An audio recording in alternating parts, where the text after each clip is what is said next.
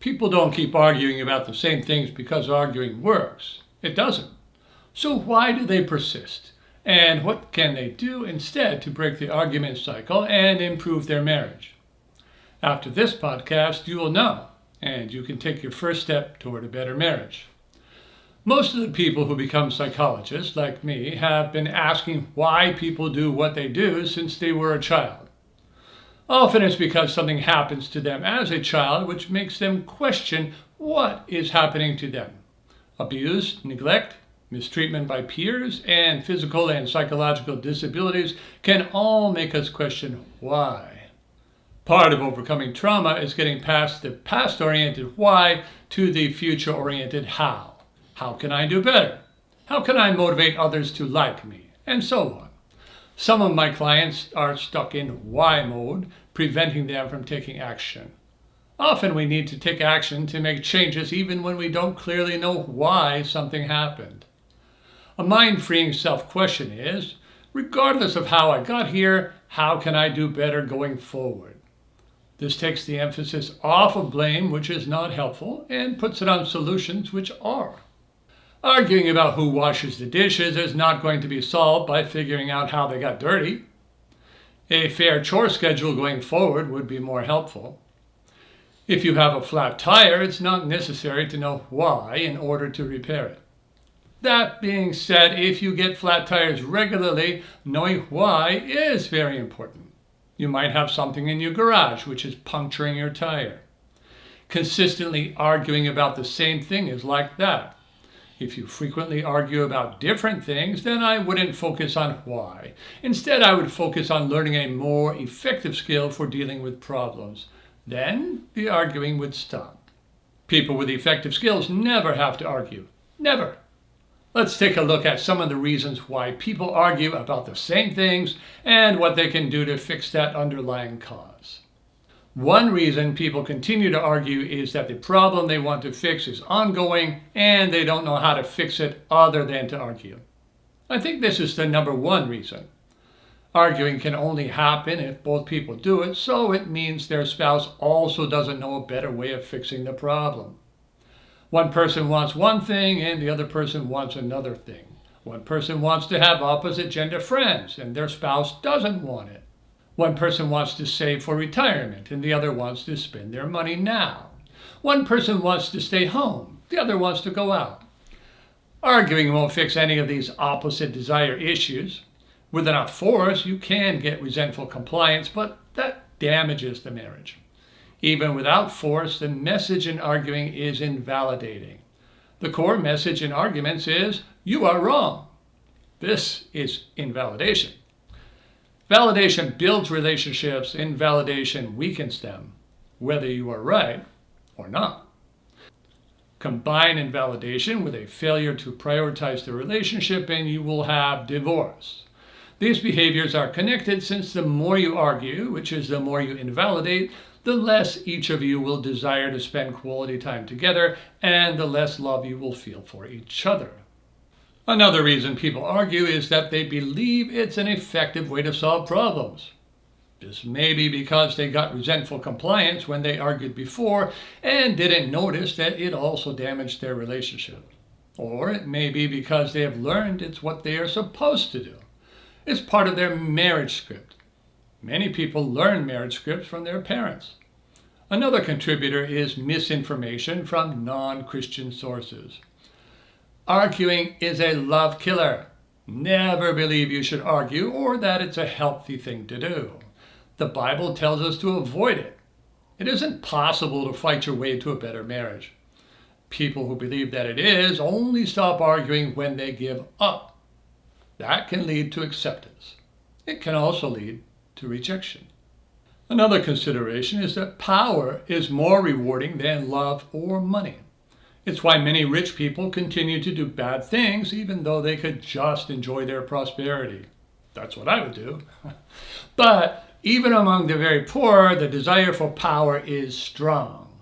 No one wants to feel powerless. Arguing, shouting at people, giving unwanted advice, criticizing, and blaming are all needy behaviors. People do them to try to feel better or create positive change. Needy behaviors like these just make us feel worse with worse relationships happening. We need to nurture love and respect in our spouses rather than try to squeeze it out of them. People who do these needy behaviors are also very insecure. They fear what would happen if they didn't argue, complain, criticize, and so forth. Their thinking is something like this: if I don't argue, then he will do bad things which will be dangerous. Some are afraid their spouse won't love them, that they will cheat, create debt, alienate the family, damage their kids. The irony for such insecure people is that needy behaviors push the other person away, making their fears come true instead of preventing them. I wrote my book, Overcome Neediness and Get the Love You Want, for just such people. It's my most popular book. Some people argue to get revenge in their relationship. It's human nature to want to hurt those who have hurt us. Jesus' teaching to love those who hurt us can't be done without the help of the Holy Spirit, who indwells every true believer. It makes Christians appear crazy to people bent on revenge. The fact is, most people who feel disrespected, mistreated, or neglected are quick to criticize and argue, even when they know it will make things worse. Many people who would never use drugs are addicted to revenge. The consequences can be devastating. The truth is, everyone will do something which hurts us. If our response to that is to hurt back, then there's no hope for a long and loving marriage. No one will ever be able to find a spouse who never hurts them in any way. Revenge is never encouraged in the Bible. The eye for an eye passage is a direction for judges to create fair punishments. Jesus gives directions for the everyday person. Quoting, "But I tell you, love your enemies and pray for those who persecute you." You can read that in Matthew chapter 5, verse 44. Arguing does have a useful function when we want to create emotional distance. Distance is needed either when the other person is a danger or when the other person won't give us enough space. Men and women would both do well to be more invalidating to those who would try to get them to cheat on their spouse. And if people are divorcing, I have no problem with them arguing and being critical because it will help them and their spouse to emotionally detach. Not everyone should stay married. Toxic marriages should either be fixed or left. It makes no sense to drink poison day after day. God wants us to reconcile, but He does not want us to live in contempt of each other. Love your spouse or leave your spouse because there's no good middle ground. Did you know that too much of a good thing is a bad thing? The amount of time we spend together has to do with our feelings towards each other and our personalities. Two different people who are equally loving may desire to be with each other more or less. I'm fortunate in that my wife and I feel the same way about each other and want no more than 2 hours a day with each other. This drives us to spend the right amount of time together, which helps to keep our relationship positive and stable. For some spouses, because of different feelings or personalities, one person wants much less time than the other. If that person has more time together than they want, they will tune out, become critical, or argue in order to create emotional or physical space. When I'm helping people to reconcile, I must often help them to spend much less time with their spouse while also helping them to make their interaction more positive. This gets the relationship moving forward again. Let me illustrate with a client example. Jared told me that he was trying to get close to his wife, but whenever he thought things were going well, they would argue. His wife would bring up things he'd done in the past that she hadn't liked. She would become distant for a day or two, and then become friendly again. Jared told me that there didn't seem to be any way to resolve those long-standing issues. I asked him how much time he spent with his wife when she was in a good mood. He said it would be most of the day. I recommended he gradually cut that time down. He resisted because he didn't want to have even less time with his wife, but he did agree to try it as an experiment. He quickly found that reducing time together resulted in fewer arguments. Over the next few months, he was able to stop the arguments, which his wife had been using in order to create distance. Beware that going no contact is not helpful, as it does not allow for positive interaction. So let's talk about how to stop arguing and fix your marriage. First, you need to change your beliefs about arguing.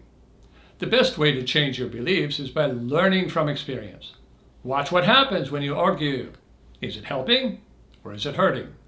Does it help in one way but hurt in another? Ask yourself if continuing to argue will get you what you want. What will happen if you continue to argue? Are you addicted to it? How long can you go without arguing or being critical? Honestly answering these questions will help you to resist misinformation and to be more consistent with God's Word, which never fails. You also need to use better ways to handle marriage problems without arguing. Arguing is for creating more problems and for distancing. It's not even a way to address problems. Silence is better than arguing. But better than silence is learning to validate, to problem solve, to make positive requests, to positively motivate, and to use good boundaries. These skills will enable you to change the conditions of your marriage so that it can grow and thrive. Another thing you can do is improve the way you communicate with your husband or wife. Your spouse can't argue with you unless you argue with your spouse. Like playing catch, the game stops if one person quits. What will you do instead? Well, you will listen, validate, problem solve, and use boundaries. This will entirely stop your spouse's attempts to argue while also preserving your relationship. Overcome misguided fear and criticism in your marriage. Fear of abandonment or rejection actually leads many people to argue in an attempt to protect their relationship. Fears are self-fulfilling. Overcome your fears of abandonment, financial ruin, child harm, unless they're being abused, intimacy, family reactions, being different from others, and so on. Learn to live and love freely within the context of a Christian marriage, while trusting God to help you if any problems do arise. You also need to build confidence and happiness outside your marriage. Miserable people argue much more than happy people. If you depend on your husband or wife to make you happy, you will be much more critical and argumentative. Now, the thing to do is to worship God with others. Read the Bible. Pray. Have a passion other than your family and job. Stay fit or get fit. Turn off the negative media and spend time with friends every week. When you do these things, you will be less fearful for your relationship and more positive with your spouse. Both of these things will help to strengthen and preserve your marriage. You can learn how to love a difficult spouse while still having good boundaries. If you can work to be desirable to your spouse while treating your spouse like the man or woman you love and desire, you are halfway to a great relationship. If you also have a life of your own, you are 3/4 of the way there. And if you also have good boundaries to end bad behavior and not become resentful, you will make it all the way to the relationship that you once dreamed of having. The good news? All of these behaviors are under your control. Your spouse is not preventing you from being happy or having an enjoyable relationship. God gives us free will.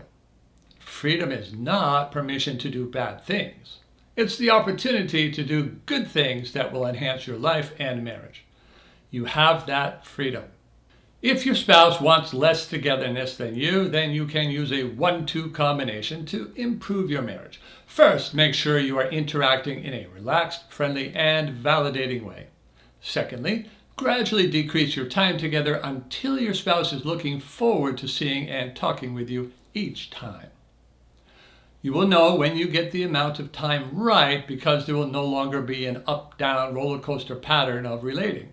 Such roller coaster patterns are caused by either not being on the same page or spending more time together than one person wants.